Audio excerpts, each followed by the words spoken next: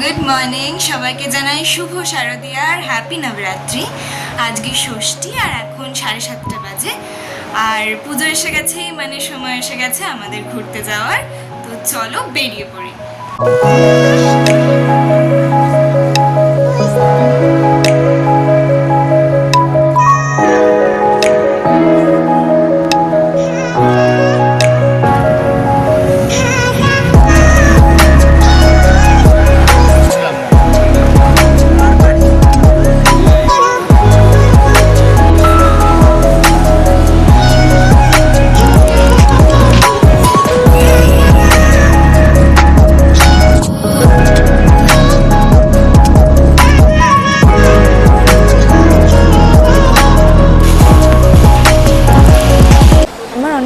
ইচ্ছা ছিল রাজস্থান যাওয়ার, ফাইনালি আমরা চলে এসেছি।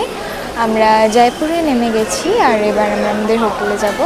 আমাদের হোটেল এখান থেকে জাস্ট 3 কিলোমিটার, তো 5 থেকে 10 মিনিটই লাগবে।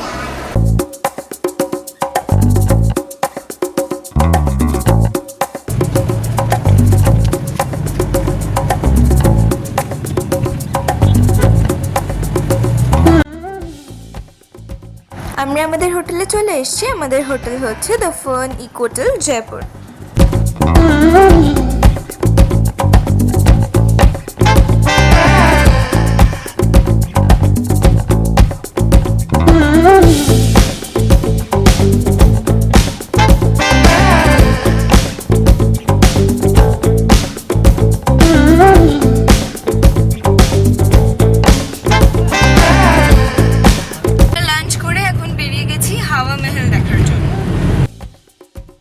সবাই রাজস্থানে এসে পায়রা ওড়ায়, সেই ভিডিও আমরা দেখেছিলাম, কিন্তু এখানে আমরা অ্যাকচুয়ালি পায়রা উঠতে দেখলাম। মানে কেউ ওড়াচ্ছিল না, ওরা নিজেরাই উঠছিল। প্রচুর পায়রা, সবাই একসাথে উঠলে খুব সুন্দর লাগে। তখন আমরা এয়ারপোর্টের সাইডে ছিলাম, এবার মেইন সিটিতে আমরা এন্টার করছি। জয়পুরকে পিঙ্ক সিটি বলা হয় সেটা তো আমরা সবাই জানি। এতক্ষণে আমরা জয়পুরের যে মেন ওল্ড সিটি, সেই পিঙ্ক সিটিতে ঢুকলাম।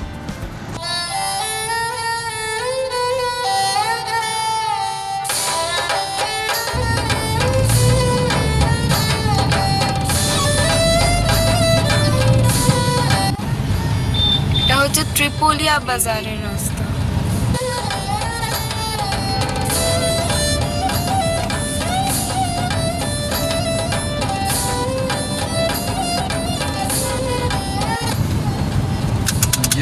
এটা হাওয়া মহলের এন্ট্রি গেট।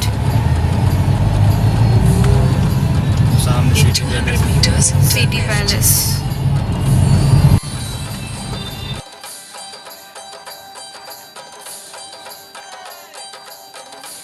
পৌঁছে গেছি, এবার আমরা ভেতরে যাব।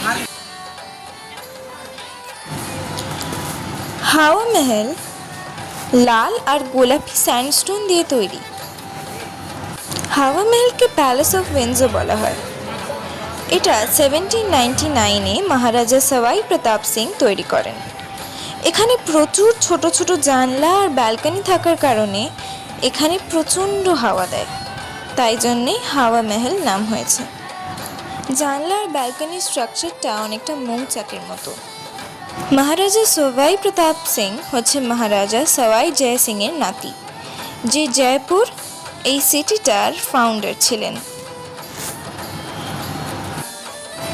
এই মহলটা ডিজাইন করেছিলেন লালচন্দ উস্তাদ।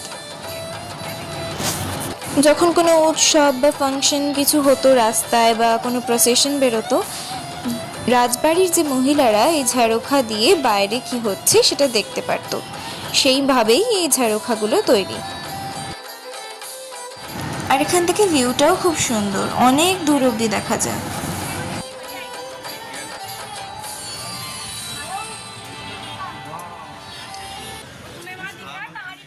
হাওয়া মহলের যে ফটো দেখে আমরা অভ্যস্ত, সেটা কিন্তু আসলে হাওয়া মহলের পেছনের দিক।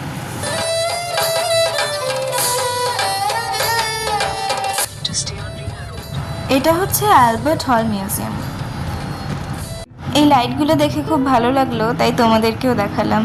কি সুন্দর রাস্তাটা আলোকিত হয়েছিল। জয়পুরে মার্কেট ছাড়া বাকি সবই সন্ধ্যের মধ্যে মোটামুটি বন্ধ হয়ে যায়, তাই জন্য আমরা সন্ধেবেলা হোটেলটাই একটু ঘুরে দেখছিলাম।